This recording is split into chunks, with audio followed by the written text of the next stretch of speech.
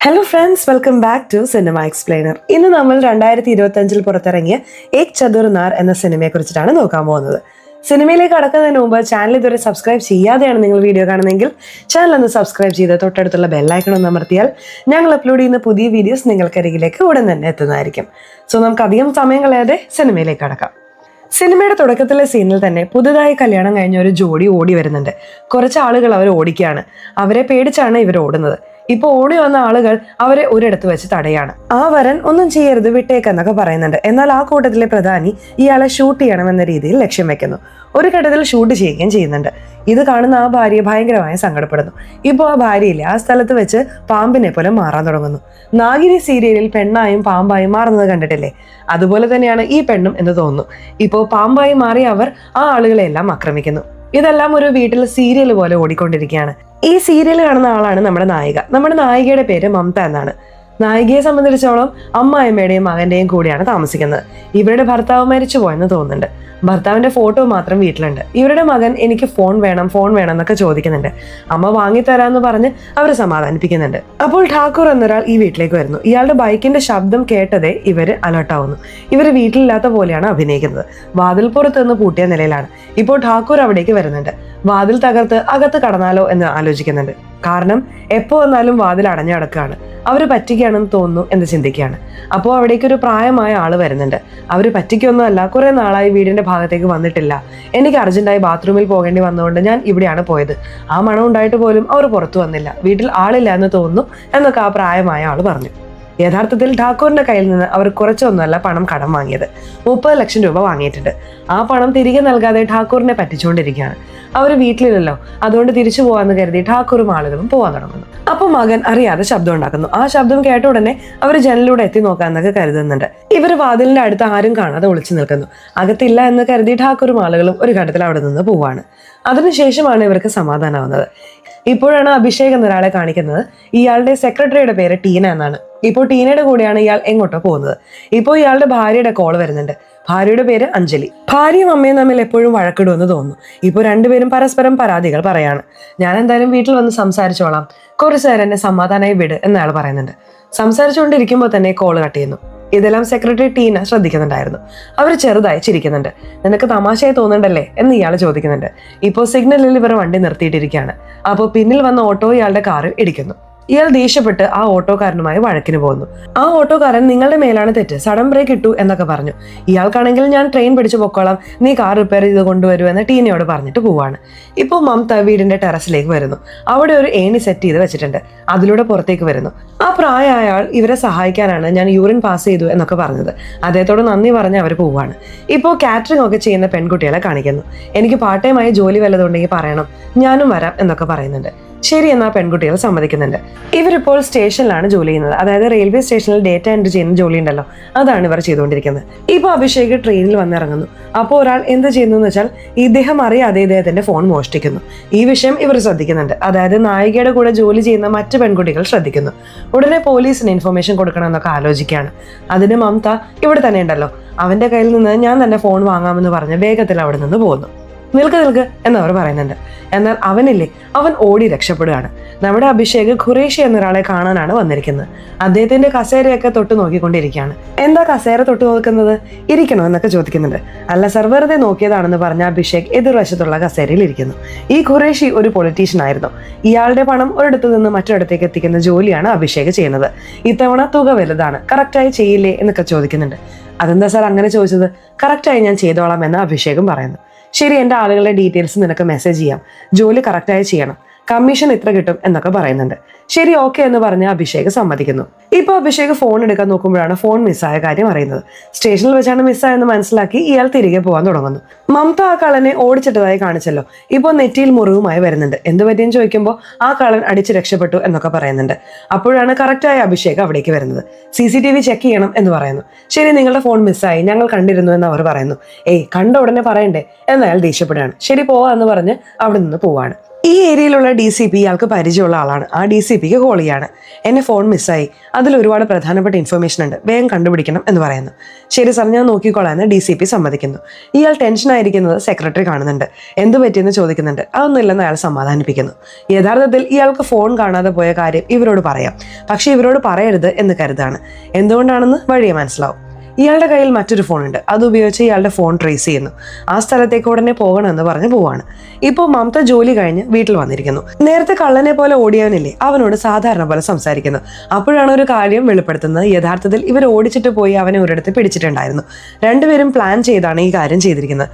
Plan ചെയ്തുവെങ്കിൽ എന്തിനാണ് ഓടിക്കുന്ന പോലെ അഭിനയിച്ചതെന്ന് നിങ്ങൾക്കൊരു ചോദ്യം വന്നിട്ടുണ്ടായിരിക്കും. വഴിയിൽ ഒരുപാട് സ്ഥലത്ത് CCTV ഉണ്ടായിരുന്നു. ആ CCTVയിൽ ആരെങ്കിലും കണ്ടാൽ കബളിപ്പിക്കപ്പെടണമല്ലോ, അതിനുവേണ്ടിയാണ് ഇങ്ങനെ ചെയ്തത്. ഫോൺ കൊടുക്കാൻ വരുമ്പോൾ ഞാൻ പിന്നെ വന്ന് വാങ്ങിക്കോളാം എന്ന് പറഞ്ഞ് തലയിൽ ഇവർ തന്നെ മുറിവുണ്ടാക്കി. ഇപ്പോൾ അവന്റെ കയ്യിൽ നിന്ന് ഫോൺ വാങ്ങുന്നു. അവന് കുറച്ച് കാശൊക്കെ കൊടുക്കുന്നു. ഫോൺ ഓപ്പൺ ചെയ്യണമല്ലോ. ഒരു കടയിൽ വന്ന് ഫോൺ ഓപ്പൺ ചെയ്യുന്നു. 2-3 സിം കാർഡ് വേണമെന്ന് പറഞ്ഞ് വാങ്ങിക്കുന്നുണ്ട്. ഇപ്പോൾ ഇയാൾ ഒരു സൈഡിൽ ട്രേസ് ചെയ്ത് വരുന്നുണ്ട്. ഇയാളുടെ കടയുടെ അടുത്ത് എത്തുമ്പോൾ കറക്റ്റായി ഇവർ സിം എടുത്തിട്ടുണ്ടായിരുന്നു. അതുകൊണ്ട് കട്ടാവുന്നുണ്ട്. അയ്യോ കട്ടായല്ലോ എന്ന് പറഞ്ഞ് അഭിഷേക് ചുറ്റും നോക്കുന്നു. ഇവർ അഭിഷേകിന്റെ കണ്ണിൽ പെടരുത്, ഒളിച്ചൊളിച്ചു പോകണമെന്ന് കരുതി രക്ഷപ്പെട്ട് അവിടെ നിന്ന് പോവാണ്. മകന്റെ ബർത്ത്ഡേ ആണ്. ഇവർ വീട്ടിലേക്ക് കേക്കൊക്കെ വാങ്ങി വരുന്നുണ്ട്. ഇപ്പോൾ മകന്റെ ബർത്ത്ഡേ ഇവർ ആഘോഷിക്കുന്നു. അപ്പോഴും അച്ഛനുണ്ടായിരുന്നെങ്കിൽ നന്നായിരുന്നു അല്ലേ എന്ന് മകൻ ചോദിക്കുന്നുണ്ട്. ഇവർ സങ്കടപ്പെടുകയാണ്. ഭർത്താവിന്റെ കൂടെ ഇവർ സന്തോഷമായിരിക്കുന്നത് ഓർത്തു നോക്കാണ്. യഥാർത്ഥത്തിൽ മകൻ ഫോൺ വേണമെന്ന് ചോദിച്ചുകൊണ്ടിരിക്കുന്നത് കൊണ്ടാണോ ഈ ഫോൺ മോഷ്ടിച്ചതെന്ന് അറിയില്ല. ഈ ഫോൺ മകന്റെ കയ്യിൽ കൊടുക്കാണ്. ഇപ്പോൾ മകൻ എന്തെങ്കിലും കാണാമെന്ന് കരുതി ഫോൺ ഉപയോഗിക്കുകയാണ്. അപ്പോൾ കുറച്ച് മോശമായ ശബ്ദം കേൾക്കുന്നു. രണ്ടുപേരും ഒന്നിച്ചാലുണ്ടാകുന്ന ശബ്ദമില്ലേ, അങ്ങനത്തെ ശബ്ദം കേൾക്കുന്നു. ഇവൻ എന്ത് വീഡിയോ ആണ് ഈ കാണുന്നതെന്ന് കരുതി അവർ ഫോൺ പിടിച്ചു വാങ്ങുന്നു. യഥാർത്ഥത്തിൽ ഫോണിന്റെ ഉടമ അഭിഷേകില്ലേ, ആ ടീനയുമായി അടുത്തിടപഴകുകയാണ്. അത് വീഡിയോ എടുത്ത് വെച്ചിട്ടുണ്ട്. വീഡിയോ എടുക്കുമ്പോൾ തന്നെ ടീന വേണ്ട എന്ന് പറയുന്നുണ്ട്. സാരല്ലേ ഇരിക്കട്ടെ എന്ന് പറഞ്ഞ് ഇയാൾ തന്നെയാണ് വീഡിയോ എടുത്തത്. ഇപ്പോൾ അയാളുടെ ഫോണിലേക്ക് മെസ്സേജ് വരുന്നു. മെസ്സേജിൽ ഒരുപാട് ഇൻഫർമേഷൻ വരുന്നു. എല്ലാം പണത്തെക്കുറിച്ചുള്ള ഇൻഫർമേഷൻ ആണ്. ഇതെന്ത് പണത്തെക്കുറിച്ചുള്ള ഇൻഫർമേഷൻ ആണെന്ന് കരുതി ഇവർ നോട്ട് ചെയ്ത് വെക്കുന്നുണ്ട്. അപ്പോൾ ഈ ഫോൺ നമ്മൾ മോഷ്ടിച്ചത് നന്നായി, ഇതുവഴി നമുക്ക് ഒരുപാട് പണം സമ്പാദിക്കാമെന്ന് തോന്നുന്നു എന്ന് അമ്മായിയമ്മയോട് പറയുന്നു. എന്താണ് പ്ലാൻ എന്ന് അമ്മായിയമ്മ ചോദിക്കുന്നുണ്ട്. ഇവർ 2-3 സിം വാങ്ങിയെന്ന് പറഞ്ഞില്ലേ, അതിൽ ഒരു സിം ഉപയോഗിച്ച് അദ്ദേഹത്തെ കോൾ ചെയ്യാമെന്ന് കരുതി ഇവർ കോൾ ചെയ്യാണ്. ആ സമയം നമ്മുടെ ഹീറോ തെറാപ്പിക്ക് വന്നിട്ടുണ്ടായിരുന്നു. ഇയാൾക്കും ഭാര്യയ്ക്കും കുറച്ച് വർഷമായി കുട്ടികളില്ല, അതുകൊണ്ടാണ് ഇവിടേക്ക് വന്നിരിക്കുന്നത്. ഇവിടെയുള്ളവർ ചില ടിപ്സൊക്കെ പറഞ്ഞു കൊടുക്കുന്നുണ്ട്. ഭാര്യ അത് താല്പര്യത്തോടെ ശ്രദ്ധിക്കുന്നു. എന്നാൽ ഇയാൾക്ക് ആ സമയത്ത് കറക്റ്റായി നമ്മുടെ നായികയുടെ കോൾ വരാണ്. നിങ്ങളുടെ ഫോൺ എൻ്റെ കയ്യിലുണ്ട് എന്ന് മമത പറയുന്നു. ഞാൻ വന്ന് കളക്ട് ചെയ്തോളാം എന്ന് അയാൾ പറയുന്നു. അങ്ങനെയൊന്നും കളക്ട് ചെയ്യാൻ പറ്റില്ല, എനിക്ക് 2 കോടി രൂപ താ, നിങ്ങളുടെ ഫോൺ തിരികെ തരാം എന്ന് പറയുന്നു. 2 കോടി രൂപയോ? തരാൻ പറ്റില്ലെന്ന് ഇയാളും പറഞ്ഞു. നിങ്ങൾ കാണിച്ച ലീലകളെല്ലാം ഇതിലുണ്ട്, അതുകൂടാതെ ഒരുപാട് ഇൻഫർമേഷൻസും ഉണ്ട്. ആ ഇൻഫർമേഷന് എനിക്ക് 2 കോടി രൂപ വേണം, ഇല്ലെങ്കിൽ നിങ്ങൾക്ക് ഈ ഫോൺ കിട്ടില്ലെന്ന് പറഞ്ഞ് കോൾ കട്ട് ചെയ്യുന്നു. ഇയാൾ വീണ്ടും ട്രൈ ചെയ്യുന്നുണ്ട്. ഇവർ അപ്പോഴേക്കും ആ സിം ഊരി എറിഞ്ഞിട്ടുണ്ടായിരുന്നു. ഈ അഭിഷേകിന്റെ സെക്രട്ടറി ടീനയിലെ ഉടൻ തന്നെ ഇവരുടെ കല്യാണം നടക്കാൻ പോവാണ്. നീ ഫോണിലുള്ള വീഡിയോ ഡിലീറ്റ് ചെയ്തോ ഇല്ലയോ എന്നൊക്കെ ചോദിക്കുന്നുണ്ട്. അതൊക്കെ ഞാൻ അപ്പോഴേ ഡിലീറ്റ് ചെയ്തു എന്ന് പറയുന്നു. എവിടെ കാണിക്ക് എന്നൊക്കെ ചോദിക്കുന്നുണ്ട്. എന്നെ വിശ്വാസമില്ലേ, ഞാൻ സത്യമായിട്ടും ഡിലീറ്റ് ചെയ്തു എന്ന് ഇയാൾ പറയുന്നു. ഫോൺ കാണാതെ പോയെന്ന് പറഞ്ഞാൽ ദേഷ്യപ്പെടുമല്ലോ, അതുകൊണ്ടാണ് ഫോൺ കാണാതെ പോയ കാര്യം ഇയാൾ മറച്ചു വയ്ക്കുന്നത്. ഇവരെ കഷ്ടപ്പെട്ട് ഇയാൾ സമാധാനിപ്പിക്കുകയാണ്. ഇപ്പോൾ രണ്ടുപേരും ഖുറേഷിയെ കാണാൻ വന്നിരിക്കുന്നു. ഈ ഖുറേഷിയെ സംബന്ധിച്ച് ടീനയുടെ മേലൊരു കണ്ണുണ്ട്, ഭയങ്കരമായി വായ നോക്കുന്നുണ്ട്. അതേസമയം അഭിഷേകിനെ നോക്കി കോഡൊക്കെ കിട്ടിയോ എന്ന് ചോദിക്കുന്നുണ്ട്. കോഡ് ഇതുവരെ വന്നില്ലല്ലോ എന്ന് ഇയാൾ പറഞ്ഞു. എന്താ വരാത്തത്, അയച്ചല്ലോ എന്ന് ഖുറേഷി പറഞ്ഞു.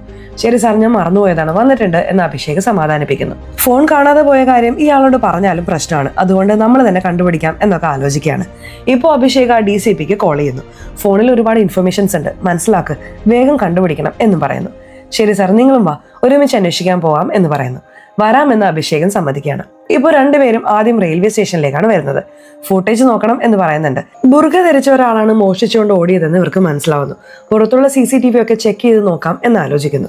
ഇപ്പോൾ കാണിച്ചുകൊണ്ടിരിക്കുന്ന പെൺകുട്ടിയില്ലേ, ഞങ്ങളുടെ ടീമിലുള്ള ഒരു പെൺകുട്ടി ഓടിച്ചിട്ട് പോയിരുന്നു, പക്ഷെ മുറിവ് പറ്റിയാണ് തിരികെ വന്നതെന്ന് പറഞ്ഞു. നീ ഓടിച്ചോ, അവന്റെ മുഖം കണ്ടോ എന്ന് DCP ചോദിക്കുന്നുണ്ട്. ഇല്ല സാർ, അവൻ ഓടി രക്ഷപ്പെട്ടു എന്നവർ അഭിനയിക്കുകയാണ്. ശരി, ഞങ്ങൾ നോക്കിക്കോളാം എന്ന് പറഞ്ഞ് ഇവർ രണ്ടുപേരും അവിടെ നിന്ന് പോവാണ്.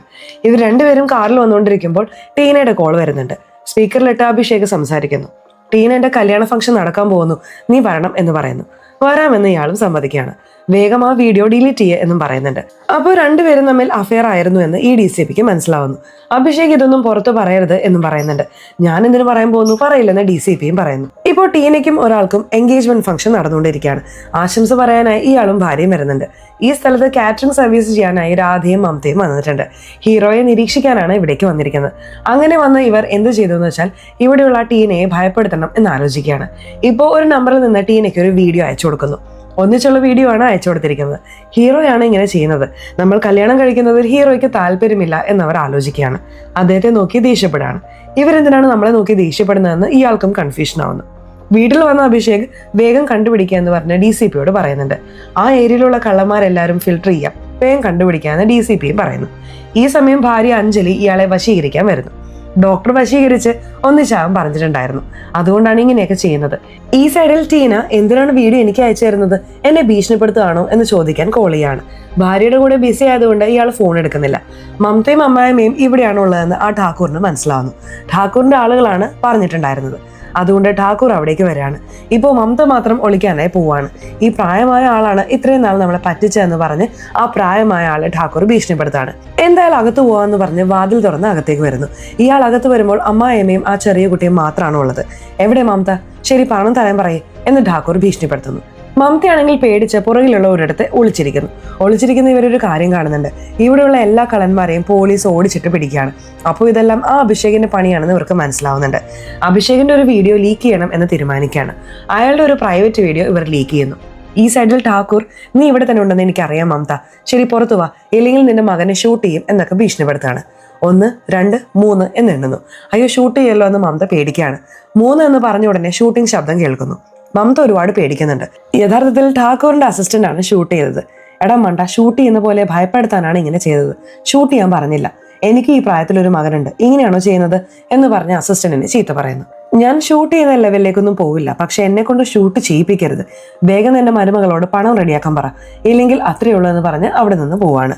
അയാൾ പോയത് അറിഞ്ഞതിന് ശേഷം മമത വരുന്നുണ്ട്. മകനോട് ക്ഷമയൊക്കെ ചോദിക്കുന്നുണ്ട്. അഭിഷേകിന്റെ ഒരു പ്രൈവറ്റ് വീഡിയോ ലീക്ക് ചെയ്തെന്ന് പറഞ്ഞില്ലേ, മറ്റു പെൺകുട്ടികളുടെ കൂടെയൊന്നും അല്ല, തനിച്ച് ജട്ടിയിട്ട് ഇയാൾ ഡാൻസ് കളിക്കുന്ന ഒരു വീഡിയോ എടുത്തു വെച്ചിട്ടുണ്ടായിരുന്നു. ആ വീഡിയോ ആണ് ഇവർ ലീക്ക് ചെയ്യുന്നത്. നീ എന്നെ തിരിഞ്ഞലയുകയല്ലേ, അതുകൊണ്ടാണ് ഈ വീഡിയോ ലീക്ക് ചെയ്തത്, നോക്ക് എന്ന് പറയുന്നുണ്ട്. ഇയാളുടെ ലീക്കായ വീഡിയോ ഉണ്ട്. ഇയാൾ ഭയങ്കരമായി ഷോക്കാവുന്നു. ഇയാളുടെ ഫ്രണ്ട്സ്, ഫാമിലി എല്ലാവരും കാണുമല്ലോ, അവരും ഷോക്കായിട്ടിരിക്കുന്നുണ്ട്. എന്നാൽ അമ്മയും ഭാര്യയും സന്തോഷത്തോടെ ചിരിക്കുകയാണ്. ഇയാളെന്താ ഇത്ര കോമഡിയായി വീഡിയോ ഇട്ടിരിക്കുന്നതെന്ന് പറഞ്ഞ് ചിരിക്കുകയാണ്. ഇതെല്ലാം ആ ഖുറേഷിയും ശ്രദ്ധിക്കുന്നുണ്ട്. ഇവൻ എന്താ ഈ കുട്ടികളെ കാണിക്കുന്നതെന്ന് കരുതി കോൾ ചെയ്ത് സംസാരിക്കുന്നു. സർ, എന്റെ ഭാര്യ അറിയാതെ പബ്ലിഷ് ചെയ്താണ് സർ, തമാശയ്ക്ക് ചെയ്താണ്, ഞാൻ ഉടനെ ഡിലീറ്റ് ചെയ്തോളാം എന്ന് പറഞ്ഞ് സമാധാനിപ്പിക്കുന്നു. നേരത്തെ ഒരു കള്ളൻ സഹായിച്ചിരുന്നില്ലേ, ആ കള്ളന്റെ മുഖം ഒരിടത്ത് പതിഞ്ഞിട്ടുണ്ടായിരുന്നു. അതുവഴി അവനെ പോലീസ് പിടിച്ചിട്ടുണ്ടായിരുന്നു. അവനും ആരാണ് ഇതിൽ ഉൾപ്പെട്ടിരിക്കുന്നതെന്ന് പറഞ്ഞിട്ടുണ്ടായിരുന്നു. മമത എന്നൊരു പെണ്ണാണ് ചെയ്തത്, അവളുടെ അഡ്രസ് ഇതാണ്, വരുന്നുണ്ടോ എന്ന് ചോദിക്കുന്നുണ്ട്. വരാമെന്ന് അഭിഷേക് സമ്മതിക്കുന്നു. അവരെ കണ്ടുപിടിച്ച് വരാൻ സാധ്യതയുണ്ട്, ഇവിടെ നിന്ന് പോകണമെന്ന് മമത അമ്മായിയമ്മയോട് വേഗം പറഞ്ഞു പോവാണ്. അമ്മായിയമ്മയും ആ ചെറിയ കുട്ടിയും ഇരിക്കുമ്പോൾ കറക്റ്റായി ഇവർ രണ്ടുപേരും വരുന്നു. വീട്ടിൽ എവിടെയെങ്കിലും ഉണ്ടോ എന്ന് തിരയുന്നു. എന്നാൽ വീട്ടിലുള്ളതായി തോന്നുന്നില്ല. അപ്പോഴാണ് ചെറിയ കുട്ടിയുടെ ഫ്രണ്ട് ഒരു പെൺകുട്ടി അവിടേക്ക് വരുന്നത്. ആ പെൺകുട്ടിക്ക് ഇയാൾ ചോക്ലേറ്റ് ഒക്കെ കൊടുക്കുന്നു. ഈ കുട്ടിയുടെ അമ്മ അത്ര നല്ലതല്ല, എന്റെ ഫോൺ മോഷ്ടിച്ച് വെച്ചിരിക്കുകയാണ്, ഇത് നാട്ടിൽ മുഴുവൻ പറയേ എന്ന് പറയുന്നു. ഈ പെൺകുട്ടി ചോക്ലേറ്റ് വാങ്ങിയതിനു വേണ്ടി നാട്ടിൽ മുഴുവൻ അവൾ കള്ളിയാണ് എന്നൊക്കെ പറഞ്ഞ് നടക്കുകയാണ്. ഇതെല്ലാം മമത കാണുന്നുണ്ട്. ഭയങ്കരമായി ഫീലും ചെയ്യുന്നുണ്ട്. അമ്മായിയമ്മയെ മാത്രം ഇവിടെ നിന്ന് കൂട്ടിക്കൊണ്ടു പോവാമെന്ന് കരുതി ഇവർ കൂട്ടിക്കൊണ്ടുപോയി വെക്കുകയാണ്. ഇപ്പോൾ മമതയുടെ കയ്യിൽ നിന്ന് അഭിഷേകിന് കോൾ വരുന്നുണ്ട്. സാർ, അറിയാതെ ചെയ്തു പോയി സാർ, എൻ്റെ അമ്മായിയമ്മയെ വിട്ടേക്കു എന്ന് കെഞ്ചി ചോദിക്കുന്നു. അങ്ങനെ വാ വഴിക്ക്, എൻ്റെ ഫോൺ താ, നിന്റെ അമ്മായിയമ്മയൊക്കെ വിടാം എന്ന് ഇയാൾ ദാഷ്യത്തോടെ സംസാരിക്കുന്നു. അപ്പോൾ കരയുന്ന പോലെ സംസാരിച്ചവർ പെട്ടെന്ന് ചിരിക്കാൻ തുടങ്ങുന്നു. നീ ഇതൊക്കെ ചെയ്താൽ ഞാൻ പേടിക്കുമെന്ന് കരുതുന്നുണ്ടോ എന്ന് കളിയാക്കുന്നു. അപ്പോൾ പേടിയില്ലേ, നിന്നെ ഞാനെന്താ ചെയ്യുന്നത് നോക്കിക്കോ എന്ന് ഇയാൾ ദേഷ്യത്തോടെ സംസാരിക്കുന്നു. സംസാരിച്ചുകൊണ്ട് വീടിനുള്ളിലേക്ക് വരാമെന്ന് കരുതുമ്പോൾ വാതിൽ തുറക്കുന്നത് അവരായിരുന്നു. ഇവർ നമ്മുടെ വീട്ടിൽ എന്ത് ചെയ്യുന്നു എന്ന് ഇയാൾ ഷോക്കായി നിൽക്കുകയാണ്. ഇയാൾ ഷോക്കായി നിൽക്കുമ്പോൾ ഭാര്യ പറയുന്നുണ്ട്, ഇവൾ പുതുതായി ജോലിക്കാരിയായി ചേർന്നതാണ്, സൂപ്പറായി പാചകം ചെയ്യും എന്നൊക്കെ പറയുന്നുണ്ട്. ഇപ്പോൾ എന്റെ വീട്ടിൽ കയറി വന്നിട്ടുണ്ടെങ്കിൽ ഇവൾക്ക് എന്ത് ധൈര്യമുണ്ട് എന്ന് അയാൾ ആലോചിക്കുന്നുണ്ട്. നിന്നെ കണ്ട് ഞാൻ പേടിക്കില്ല, ഫോൺ ഭദ്രമായി ഒരിടത്ത് ഒളിച്ചു വെച്ചിട്ടുണ്ട്, അതിലുള്ളതൊക്കെ പുറത്തു വന്നാൽ നിന്റെ ലൈഫ് തന്നെ തീർന്നു പോകുമെന്ന് എനിക്കറിയാം, മര്യാദയ്ക്ക് എൻ്റെ അമ്മായിയെ റിലീസ് ചെയ്യാൻ പറയേ എന്ന് പറഞ്ഞ് ഭീഷണിപ്പെടുത്തുന്നു. ഇയാളും DCPയോട് റിലീസ് ചെയ്യാൻ പറയുന്നുണ്ട്. അയാൾ മനസ്സില്ലാ മനസ്സോടെ റിലീസ് ചെയ്യുന്നു. അഭിഷേകിന്റെ അമ്മയും ഭാര്യയും ആ സീരിയൽ കാണാറുണ്ട്. ഇവരും ആ സീരിയലിന്റെ വിട്ടുപോയ എപ്പിസോഡുകളൊക്കെ എക്സ്പ്ലെയിൻ ചെയ്യാണ്. ഇവർ രണ്ടുപേരുമായി വളരെ ക്ലോസ് ആവുന്നു. ഇതെല്ലാം അഭിഷേകും കാണുന്നുണ്ട്. അഭിഷേകിനെ ഇവർ ഇൻഡയറക്റ്റ് ആയി കളിയാക്കുന്നുണ്ട്. എങ്ങനെയെങ്കിലും ഇവരുടെ കയ്യിലുള്ള ഫോൺ കണ്ടുപിടിക്കണമെന്ന് അയാളും ആലോചിക്കുന്നുണ്ട്. അവർ ജോലി ചെയ്തുകൊണ്ടിരിക്കുമ്പോൾ അവരുടെ ബാഗ് ചെക്ക് ചെയ്യുന്നു. എന്താ ബാഗിൽ വെച്ചിരിക്കുന്നു കരുതിയോ? ബാഗിലൊന്നുമില്ല, ഭദ്രമായി മറ്റൊരിടത്ത് വെച്ചിട്ടുണ്ട്, നിനക്ക് ആ സ്ഥലം കണ്ടുപിടിക്കാൻ കഴിയുകയില്ല, കാശിതാ എന്ന് പറയുന്നുണ്ട്. അഭിഷേകിന്റെ കയ്യിൽ ആ കാശുണ്ട്, പക്ഷെ എന്തിനു കൊടുക്കണം എന്ന് ആലോചിക്കുകയാണ്. ഇപ്പൊ ഇവർ ക്ലീൻ ചെയ്യുന്ന പോലെ ഒരു റൂമിലേക്ക് കടക്കാൻ ശ്രമിക്കുന്നു. അത് അഞ്ജലി ശ്രദ്ധിക്കുന്നുണ്ട്. ആ റൂമിലേക്ക് പോകേണ്ട ആവശ്യമില്ല, ആ റൂമൊക്കെ ക്ലീൻ ആണ്, എന്റെ ഭർത്താവിന്റെ പ്രൈവറ്റ് റൂമാണ്, അങ്ങോട്ടേക്ക് പോകരുത് എന്ന് പറയുന്നു. ആ ഖുറേഷിയുടെ ആളുകളില്ലേ രാത്രി സമയം പെട്ടിയായി കാശൊക്കെ എടുത്ത് വീട്ടിൽ വെക്കുന്നുണ്ട്. ഈ കാര്യങ്ങളെല്ലാം നായിക ശ്രദ്ധിക്കുന്നുണ്ട്. ഇപ്പോൾ നായിക വീട്ടിലേക്ക് വരുന്നുണ്ട്. ആ ഏരിയയിൽ ഒരു ഫെസ്റ്റിവൽ നടക്കുന്നുണ്ട്. ഇപ്പോൾ അമ്മായിയമ്മയോട് അടുത്ത പ്ലാൻ പറയുന്നുണ്ട്. അമ്മായിയമ്മ അതുപോലെ ചെയ്തോളാം എന്ന് സമ്മതിക്കുന്നുണ്ട്. ഇപ്പോൾ അമ്മായിയമ്മ ഠാക്കൂറിനെ കണ്ട് സംസാരിക്കാൻ വരുന്നു. ഇനിമേൽ ആ കാശിന് വേണ്ടി എന്നെ ശല്യപ്പെടുത്തരുത്. എൻ്റെ മരുമകൾ അവളുടെ പേര് തന്നെ മാറ്റി. ഇപ്പോൾ അവളുടെ പേര് ടീന എന്നാണ്. ഒരു പണക്കാരനെ വശീകരിച്ച് വെച്ചിരിക്കുകയാണ്. അവൻ്റെ പേര് അഭിഷേക്. അവൻ്റെ കയ്യിൽ ഒരുപാട് കാശുണ്ട്. അവനോട് വേണമെങ്കിൽ കാശ് ചോദിച്ചു വാങ്ങിക്കോ. ഇനിമേൽ എന്നെ ശല്യപ്പെടുത്തരുത് എന്നൊക്കെ പറയുന്നുണ്ട്. ഓഹോ, നിന്റെ മരുമകൾ ഇങ്ങനെ ചെയ്തോ? ശരി, അവളോട് ഞാൻ കാശ് വാങ്ങിക്കോളാം എന്ന് പറയുന്നു. ഖുറേഷിയെ സംബന്ധിച്ച് ടീനയുടെ മേൽ ഒരു കണ്ണുണ്ടെന്ന് ഞാൻ പറഞ്ഞിരുന്നില്ലേ. ഇപ്പോൾ മമത ടീനയെ പോലെ അദ്ദേഹത്തോട് സംസാരിക്കാൻ തുടങ്ങുന്നു. സാർ, എന്തിനാണ് സാർ അഭിഷേകിന് ഈ പ്രോജക്റ്റ് കൊടുത്തത്? എനിക്ക് തരായിരുന്നില്ലേ? ഞാൻ വളരെ കുറഞ്ഞ കമ്മീഷൻ ഈ ജോലി ചെയ്തു തരുമായിരുന്നല്ലോ എന്നൊക്കെ സംസാരിക്കുന്നുണ്ട്. യഥാർത്ഥത്തിൽ അഭിഷേകിനോട് ആരും പറയരുതെന്ന് പറഞ്ഞിട്ടുണ്ടായിരുന്നു. അത് മറികടന്ന് ടീനയോട് പറഞ്ഞിരിക്കുന്നു എന്ന് കരുതി അദ്ദേഹം ദേഷ്യപ്പെടുന്നു. അഭിഷേക് ഇവിടെ ഹോളി ആഘോഷിക്കാൻ വന്നിരിക്കുകയാണ്. അഭിഷേക് ഇങ്ങോട്ടേക്ക് വാ എന്ന് വിളിച്ച് സംസാരിക്കുന്നുണ്ട്. നീ എന്തിനാണ് ടീനയോട് എല്ലാം ഷെയർ ചെയ്തതെന്ന് ദേഷ്യപ്പെട്ട് സംസാരിക്കുന്നു. അപ്പോൾ തന്നെ അഭിഷേകിന്റെ ഭാര്യയുടെ കോൾ വരുന്നു. നിങ്ങൾ ഉടനെ ഇങ്ങോട്ടേക്ക് വാ എന്ന് പറയുന്നുണ്ട്. എന്ത് പറ്റിയെന്ന് ചോദിക്കുന്നുണ്ട്. ഒരു വീഡിയോ കണ്ടു, അതുകൊണ്ടാണ് നിങ്ങളെ വിളിക്കുന്നത്, ഇങ്ങോട്ടേക്ക് വാ എന്ന് പറയുന്നുണ്ട്. ഇയാൾ നന്നായി പേടിക്കുന്നുണ്ട്. ശരി, പിന്നെ സംസാരിക്കുക എന്ന് പറഞ്ഞ് വേഗത്തിൽ അവിടെ നിന്ന് പോവാണ്. നീ ഇങ്ങനെ ചെയ്യുമെന്ന് ഞാൻ ഒരിക്കൽ പോലും വിചാരിച്ചില്ല എന്ന് അമ്മ പറയുന്നു. അതെന്താ ഞാൻ ചെയ്തത് എന്ന് ഇയാൾ പേടിച്ചുകൊണ്ട് ചോദിക്കുകയാണ്. ഇപ്പോൾ ഭാര്യ ഈ വീഡിയോ നോക്കുമെന്ന് പറഞ്ഞ് കാണിക്കുന്നുണ്ട്. അയ്യോ, ഇവളിത് കാണിച്ചു കൊടുത്തോ എന്ന് പേടിക്കുകയാണ്. ഇപ്പോൾ വീഡിയോ വാങ്ങി നോക്കുന്നുണ്ട്. അതിൽ നോക്കുമ്പോൾ കുട്ടിച്ചിരിക്കുന്ന പോലത്തെ ഒരു ക്ലിപ്പിംഗ് ആണ് ഉള്ളത്. ഭാര്യ പ്രഗ്നന്റ് ആണ്. ആ കാര്യമാണ് അറിയിച്ചത്. ഇത് കേൾക്കുന്ന ഇയാൾ സന്തോഷിക്കുന്നുണ്ട്. എന്തിനാണ് ഇങ്ങനെയൊക്കെ ചെയ്യുന്നത്? സാധാരണ പോലെ പറയാറുന്നില്ലേ എന്ന് ചോദിക്കുന്നുണ്ട്. ഇല്ല, ജോലിക്കാരിയാണ്, ഇങ്ങനെ സർപ്രൈസ് കൊടുക്ക്, അദ്ദേഹം ഒരിക്കലും മറക്കില്ലെന്ന് പറഞ്ഞത്, അതുകൊണ്ടാണ് ഇങ്ങനെ ചെയ്തത്. എങ്ങനെയുണ്ട് സർപ്രൈസ് എന്ന് ചോദിക്കുന്നു. സൂപ്പർ ആയിരുന്നു എന്ന് അയാളും പറയുന്നു. ആ സൈഡിൽ നായിക വേറെ ഇയാളെ കളിയാക്കിക്കൊണ്ടിരിക്കുകയാണ്. ഇപ്പോൾ ഫാമിലിയായി ഹോളി സെലിബ്രേറ്റ് ചെയ്യുന്നു. ഇത് കാണുന്ന നായികയ്ക്ക് പഴയ കാര്യങ്ങൾ ഓർമ്മ വരുന്നു. ഇവർ ഭർത്താവിന്റെ കൂടെ വളരെ അടുപ്പത്തിലായിരുന്നു. ഭർത്താവ് ഇപ്പോൾ കൂടെയില്ലല്ലോ എന്നോർത്ത് ഈ സമയത്ത് ഫീൽ ചെയ്യുന്നു. ഭർത്താവിന് എന്ത് പറ്റിയെന്ന് ഇപ്പോഴും നമുക്ക് വ്യക്തമായി അറിയില്ല. ഇപ്പോൾ പ്രസന്റിൽ ടീന ഹീറോയെ കണ്ട് സംസാരിക്കാൻ വന്നിരിക്കുന്നു. നീ എന്തിനാണ് ഇത്ര ചീപ്പായ ഒരു കാര്യം ചെയ്തതെന്ന് ചോദിക്കുന്നു. ഇയാളാണ് ആ വീഡിയോ അയച്ചു കൊടുത്തതെന്ന ധാരണയിലാണ് ഇവർ ചോദിക്കുന്നത്. അത് ഇയാൾക്ക് മനസ്സിലാവുന്നില്ല. നീയാണ് ചീപ്പായ കാര്യം ചെയ്തത്. നീ എന്തിനാണ് ആ ഖുറേഷിയുമായി തനിച്ച് ഡീൽ സംസാരിച്ചതെന്ന് ചോദിക്കുന്നുണ്ട്. മനഃപൂർവ്വം ഇവർ രണ്ടുപേരും വഴക്കിടാൻ വേണ്ടിയാണ് നായിക ഈ കാര്യം ചെയ്തത്. ഇപ്പോൾ അവിടെ നിന്ന് ടീന പോകുമ്പോൾ ഇവർ ടീനയോട് സംസാരിക്കുന്ന പോലെ അഭിനയിക്കുന്നു. താനും ടീനയും ക്ലോസ് ആണെന്ന് വിശ്വസിപ്പിക്കാനാണ് ഇങ്ങനെ ചെയ്യുന്നത്. മുകളിൽ നിന്ന് കാണുന്ന അഭിഷേക് ഒരു പക്ഷേ ഇവർ രണ്ടുപേരും ചേർന്നാണോ ജോലി ചെയ്യുന്നതെന്ന് ആലോചിക്കുന്നു. ആ DCP പറഞ്ഞ കാര്യമാണ് ഇയാളുടെ മൈൻഡിൽ വരുന്നത്. എന്തെന്നാൽ അവൾ തനിച്ചത് ചെയ്യാൻ സാധ്യതയില്ല, നിനക്കറിയാവുന്ന ആരോ സഹായിക്കാൻ സാധ്യതയുണ്ടെന്ന് പറഞ്ഞിട്ടുണ്ടായിരുന്നു. ഓഹോ, ടീനയാണ് നമുക്കെതിരായി ജോലി ചെയ്യുന്നതെന്ന് ഇയാൾ ആലോചിക്കുന്നു. നീ വന്നതിന് ശേഷമാണ് ഞങ്ങൾ രണ്ടുപേരും യോജിപ്പിലായത്. എന്ത് വേണമെങ്കിലും ചോദിച്ചോളൂ എന്ന് നായികയോട് അമ്മായിയമ്മയും മരുമകളും ചോദിക്കുന്നു. അതിന് ഇവർ മറുപടി പറയുന്നുണ്ട്. ഹോളി സമയത്ത് ആൺകുട്ടികൾ കുറച്ച് അതിര് കടക്കാൻ ശ്രമിക്കും, സോ എനിക്ക് പേടിയാണ്. ആരെങ്കിലും ഒന്ന് ഡ്രോപ്പ് ചെയ്താൽ നന്നായിരുന്നു എന്ന് പറയുന്നു. അപ്പോൾ അഞ്ജലി, ഏട്ടാ നിങ്ങൾ കൊണ്ടുപോയി ഡ്രോപ്പ് ചെയ്യുക എന്ന് പറയുന്നു. അയാളാണെങ്കിൽ കയ്യിൽ തോക്കൊക്കെ എടുത്തു വെച്ചിരിക്കുന്നുണ്ട്. ഡ്രോപ്പ് ചെയ്യാമെന്ന് സമ്മതിച്ച് അവിടെ നിന്ന് പോവാണ്. കൂട്ടിക്കൊണ്ടുവന്ന ഇയാൾ ഒരിടത്ത് കാറ് നിർത്തുന്നു. നിന്റെ കഥ ഞാൻ ഇന്ന് കഴിക്കും, മര്യാദയ്ക്ക് ആ ഫോൺ എവിടെയാണെന്ന് പറ എന്ന് ചോദിക്കുന്നുണ്ട്. എന്റെ കഥ കഴിഞ്ഞാലും സാരമില്ല, ഫോൺ ഇരിക്കുന്ന സ്ഥലം ഞാൻ പറയില്ലെന്ന് ഇവർ കളിയാക്കുന്നു. നീ പറയുന്നോ അതോ ഇല്ലയോ എന്ന് ചോദിച്ച് കഴുത്തിഞ്ഞിരിക്കുന്നു. അതെല്ലാം ഠാക്കൂറിന്റെ ആളുകൾ കാണുന്നുണ്ട്. രണ്ടുപേരും കാറിൽ വെച്ച് കിസ് ചെയ്യാണെന്ന് തോന്നുന്നു എന്ന് ആലോചിക്കുകയാണ്. കാരണം രണ്ടുപേരും തമ്മിൽ ബന്ധമുണ്ടെന്നാണ് അമ്മായിമ്മ പറഞ്ഞത്. ബന്ധം ഇങ്ങനെയാണ് പോകുന്നതെന്ന് കരുതി വീഡിയോ ഒക്കെ എടുത്തു വെക്കുന്നുണ്ട്. ഇയാൾ എന്ത് ഭീഷണിപ്പെടുത്തിയാലും ശ്രദ്ധിക്കാതെ ഇവർ ഓട്ടോ പിടിച്ച് അവിടെ നിന്ന് പോവാണ്. അപ്പോഴാണ് DCP അവിടേക്ക് വരുന്നത്. DCPയോട് അവളുടെ കഥ കഴിച്ചേക്കാൻ ഇയാൾ പറയുന്നു. DCP ഒരു വാനിൽ വന്നിട്ടുണ്ടായിരുന്നു. ആ വാൻ ഉപയോഗിച്ച് ഓട്ടോയെ ഇടിക്കുന്നു. ആ ഓട്ടോ പാലത്തിന്റെ മുകളിൽ നിന്ന് താഴേക്ക് വീഴുന്നു. അത്രയേ ഉള്ളൂ, കഥ കഴിഞ്ഞെന്ന് കരുതി അവിടെ നിന്ന് പോവാണ്. ഇപ്പൊ ന്യൂസിൽ നടന്ന ആക്സിഡന്റിനെ കുറിച്ച് പറയുന്നുണ്ട്. വലിയ ആക്സിഡന്റ് നടന്നിട്ടുണ്ടെന്ന് തോന്നുന്നു എന്ന് അമ്മയും ഭാര്യയും സംസാരിക്കുന്നു. തീർച്ചയായിട്ടും കഥ കഴിഞ്ഞിട്ടുണ്ടാവുമെന്ന് ഇയാൾ ആലോചിക്കുന്നുണ്ട്. എന്താ ഈ മമത ഇതുവരെ ജോലിക്ക് വരാത്തത് എന്ന് ആലോചിക്കുന്നുണ്ട്. അപ്പോൾ നോക്കുമ്പോൾ മമത ആ സ്ഥലത്തേക്ക് വരുന്നുണ്ട്. ഇവരെങ്ങനെ വന്നു എന്നോർത്ത് ഇയാൾക്ക് ഷോക്കായി നിൽക്കുകയാണ്. ഒരു ചെറിയ ആക്സിഡന്റ് പറ്റി, ചെറിയ പരിക്കേ ഉള്ളൂ, ഞാൻ രക്ഷപ്പെട്ടു എന്ന് മമത പറയുന്നു. ആ അമ്മായിയമ്മയോടും മരുമകളോടുമാണ് പറയുന്നത്. ഇയാളെ നോക്കി പരിഹസിക്കുന്നുണ്ട്. ഇപ്പോൾ അഭിഷേക് ഓഫീസിലേക്ക് വരുന്നു. ഓഫീസിൽ നോക്കുമ്പോൾ ഠാക്കൂറും ആളുകൾ ഇരിക്കുന്നുണ്ട്. നിങ്ങൾ ആരാണ്, എന്താണ് എന്നൊക്കെ ചോദിക്കുന്നുണ്ട്. എന്നെ നിനക്കറിയില്ലേ, പക്ഷെ നീ ടീന എന്നൊരുത്തിയുടെ കൂടെ ക്ലോസ് ആയിരുന്നില്ലേ? ആ ടീന എൻ്റെ കയ്യിൽ നിന്ന് ഒരുപാട് കാശ് വാങ്ങിയിട്ടുണ്ട്. ആ കാശ് നീയാണ് തരാൻ പോകുന്നത്. നിങ്ങളുടെ വീഡിയോയും എൻ്റെ കയ്യിലുണ്ട് എന്ന് പറയുന്നു. രാത്രി ആളുകൾ എടുത്തതായി കാണിച്ചില്ലേ, ആ വീഡിയോയെ കുറിച്ചിട്ടാണ് ഇയാൾ പറയുന്നത്. അതൊന്നും അഭിഷേകിന് അറിയില്ലല്ലോ. നമ്മുടെ സെക്രട്ടറിയുടെ കൂടെ ഒന്നിച്ചുണ്ടായിരുന്ന വീഡിയോയെ കുറിച്ചിട്ടാണ് പറയുന്നതെന്ന് ആലോചിക്കുന്നു. ആ വീഡിയോ എങ്ങനെ ഇയാളുടെ കയ്യിൽ വന്നതെന്നും ആലോചിക്കുകയാണ്. വീഡിയോ എൻ്റെ കയ്യിൽ എങ്ങനെ വന്നു എന്നതല്ല പ്രധാനം, മര്യാദയ്ക്ക് കാശ് തരാൻ പോവാണോ ഇല്ലയോ. 30 ലക്ഷം രൂപയാണ്. 30 ലക്ഷം രൂപയൊന്നും നിനക്കൊരു തുകയല്ലെന്ന് എനിക്കറിയാം എന്നും പറയുന്നു. ഇപ്പോൾ ഇയാളും കാശ് തരാമെന്ന് ആലോചിക്കുകയാണ്. എനിക്ക് ഒരാഴ്ച സമയം തന്നേക്കാന്ന് പറയുന്നു. ശരി എന്ന് പറഞ്ഞ് ഇയാളെ ഭീഷണിപ്പെടുത്തി പോവാണ്. ഇനിമേൽ ഖുറേഷിയോട് ഒന്നും മറച്ചു വെക്കേണ്ട, എല്ലാം പറയാമെന്ന് ഇയാൾ ആലോചിക്കുകയാണ്. ഖുറേഷി ഒരാളെ കൊന്നുകൊണ്ടിരിക്കുമ്പോഴാണ് ഇയാൾ സംസാരിക്കാൻ വരുന്നത്. ഇങ്ങനെയൊക്കെ പ്രശ്നം നടക്കുന്നുണ്ട്, ഒരു പെണ്ണെന്നെ ഭയങ്കരമായി വട്ടം കറക്കുന്നുണ്ട് എന്നൊക്കെ പറയുന്നു. ഇത് നേരത്തെ പറഞ്ഞത് നിനക്ക് എന്താ എന്ന് ഖുറേഷി ദേഷ്യപ്പെടുന്നു. ആ പെണ്ണിനെ ഞാൻ നോക്കിക്കോളാം എന്നൊക്കെ പറയുന്നുണ്ട്. ഖുറേഷിയുടെ ആളുകൾ ആദ്യം ആ അമ്മായിയമ്മയെ പൊക്കുന്നുണ്ട്. നിന്റെ പേരക്കുട്ടിയെ കാണിക്ക് എന്നൊക്കെ ഭീഷണിപ്പെടുത്തുന്നുണ്ട്. ആ അമ്മായിയമ്മയും സ്കൂളിലേക്ക് വരുന്നു. ദാ വരുന്നുണ്ടല്ലോ, അവനാണ് എന്റെ പേരക്കുട്ടി എന്ന് കാണിച്ചു കൊടുക്കുന്നു. ഇനി നിന്റെ പേരക്കുട്ടിയെ മതി ഞങ്ങൾക്ക്, നിന്നെ ആവശ്യമില്ലെന്ന് പറഞ്ഞ് ആളുകൾ അവരെ പിടിച്ച് തള്ളിയിടുന്നു. ഇപ്പൊ പേരക്കുട്ടിയെ തട്ടിക്കൊണ്ട് അവിടെ നിന്ന് പോവാണ്. ഇപ്പോ അഭിഷേക് മമതയ്ക്ക് കോൾ ചെയ്യുന്നുണ്ട്. നിന്റെ കളി കഴിഞ്ഞു, നിന്റെ മകൻ എന്റെ കയ്യിലുണ്ട്, വേണമെങ്കിൽ ഈ സ്ഥലത്തേക്ക് വാ എന്ന് പറയുന്നു. വരുമ്പോൾ അതും കൂടി കൊണ്ടുവരാൻ പറയുന്നു. ഇവരും ബാഗുമായി ആ സ്ഥലത്തേക്ക് വരുന്നുണ്ട്. ഇപ്പോൾ ഇയാൾ വേഗം ആ ബാഗ് വാങ്ങി ചെക്ക് ചെയ്യുന്നു. ചെക്ക് ചെയ്യുമ്പോൾ ബാഗിലില്ലെന്ന് മനസ്സിലാവുന്നു. അപ്പോൾ എവിടെ വെച്ചിരിക്കുന്നു, മര്യാദയ്ക്ക് ഫോൺ അപ്പോൾ മകനെ തരാം എന്ന് പറയുന്നുണ്ട്. ഇവരൊന്നും മിണ്ടാതെ നിൽക്കുകയാണ്. മകനെ ഇവിടെ എവിടെയെങ്കിലും ഒളിപ്പിച്ച് വെച്ചിട്ടുണ്ടാവും. ഇവിടെ ചെക്ക് ചെയ്യാന്ന് കരുതി ഓരോ സ്ഥലമായി ചെക്ക് ചെയ്യുന്നു. ഞാൻ ഇവിടെ ഒന്നും വെച്ചിട്ടില്ല, ഭദ്രമായി മറ്റൊരിടത്താണ് വെച്ചിരിക്കുന്നത്. നീ ആ ഫോൺ എവിടെയാണെന്ന് പറഞ്ഞാൽ നിന്റെ മകനെ വിടാം എന്ന് ഭീഷണിപ്പെടുത്തുന്നു. ഞാൻ പറയില്ലെന്ന് ഇവര് വാശി പിടിക്കുകയാണ്. ഇപ്പൊ പറയാൻ പോവാണോ ഇല്ലയോ എന്ന് ചോദിച്ച് ഇയാളും ഭയങ്കരമായി അടിക്കുന്നു. അവളെ കൊല്ലരുത്, നിർത്തുക എന്ന് പറഞ്ഞ് ഖുറേഷി അവിടേക്ക് വരുന്നു. ഇവൾ പറഞ്ഞില്ലെങ്കിൽ എന്താ, ആ ടീന പറഞ്ഞേക്കുമല്ലോ, ടീനയോട് ഇവിടേക്ക് വരാൻ പറഞ്ഞിട്ടുണ്ട് എന്ന് പറയുന്നു. ഇപ്പോൾ DCP ആണ് ടീനയെ അവിടേക്ക് കൂട്ടിക്കൊണ്ടുവരുന്നത്. എന്തിനാണ് വരാൻ പറഞ്ഞത്, എനിക്കൊന്നും ഇവളെ കുറിച്ച് അറിയില്ലെന്ന് ടീന പറയുന്നു.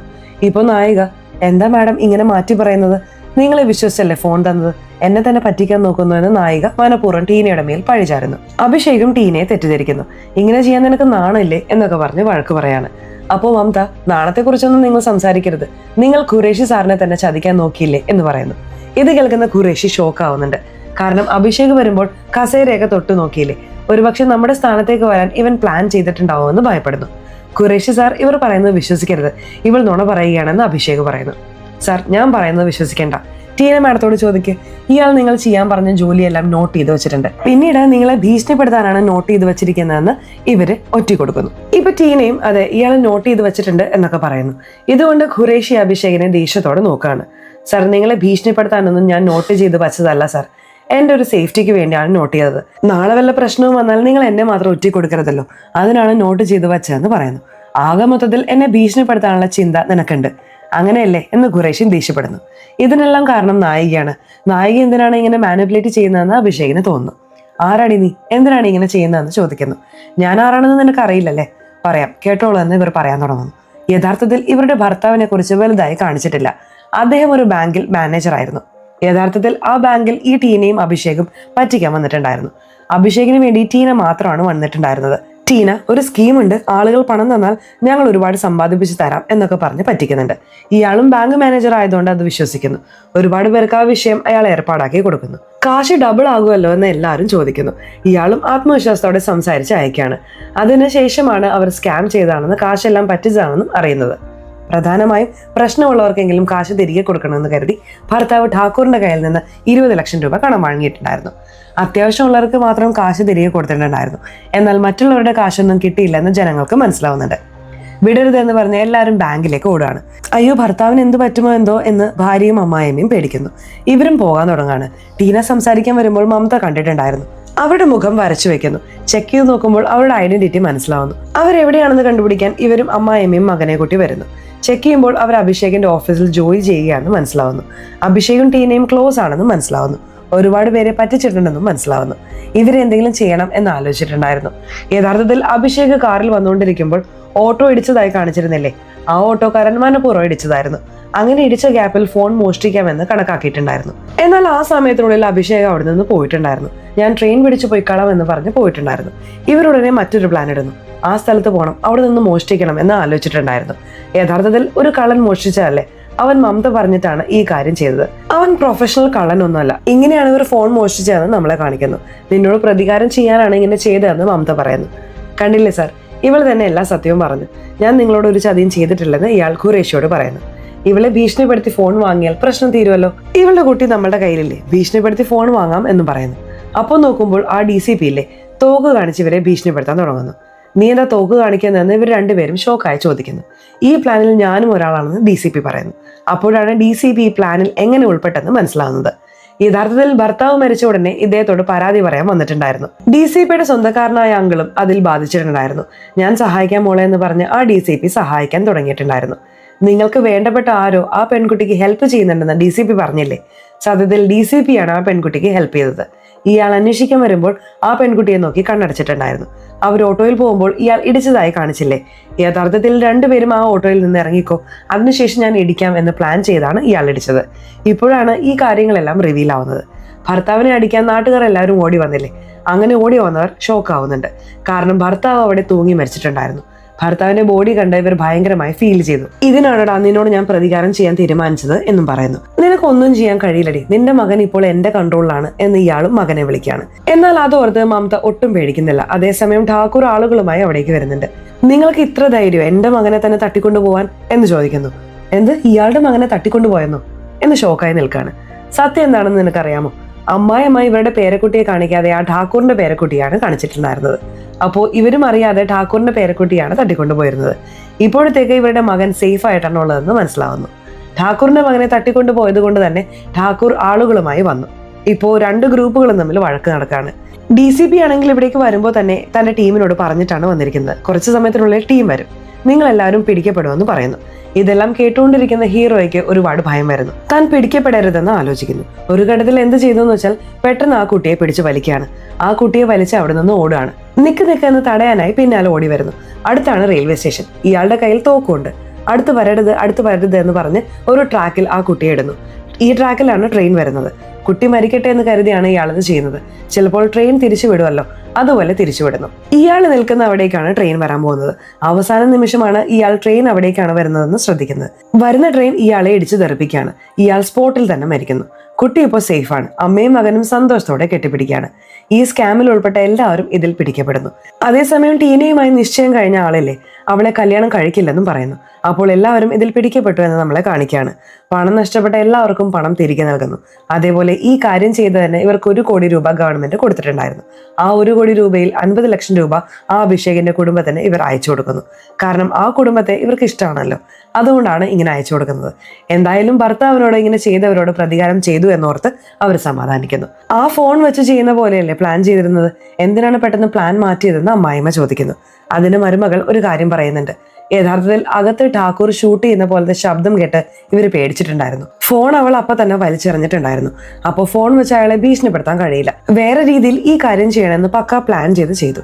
എന്തായാലും എല്ലാം നല്ല രീതിയിൽ അവസാനിച്ചല്ലോ. അമ്മായിയമ്മയും മരുമകളും ചിരിക്കുകയാണ്. ഇതോടെ ഹാപ്പിയായി ഈ സിനിമയുടെ കഥ അവസാനിക്കുന്നു. സിനിമ എങ്ങനെയുണ്ടായിരുന്നു? ഇഷ്ടപ്പെട്ടോ? സിനിമയെ കുറിച്ചിട്ടുള്ള നിങ്ങളുടെ അഭിപ്രായങ്ങൾ തീർച്ചയായിട്ടും കമന്റ് ബോക്സിൽ രേഖപ്പെടുത്തണേ. അതുപോലെ ചാനൽ ഇതുവരെ സബ്സ്ക്രൈബ് ചെയ്തിട്ടില്ലെങ്കിൽ ചാനൽ ഒന്ന് സബ്സ്ക്രൈബ് ചെയ്ത് ഈ വീഡിയോ ഇഷ്ടമായാൽ തീർച്ചയായിട്ടും ഒരു ലൈക്ക് കൂടി തരാൻ മറക്കല്ലേ. സോ ഇനി അടുത്തൊരു വീഡിയോയിൽ കാണുന്നവരെ ബൈ.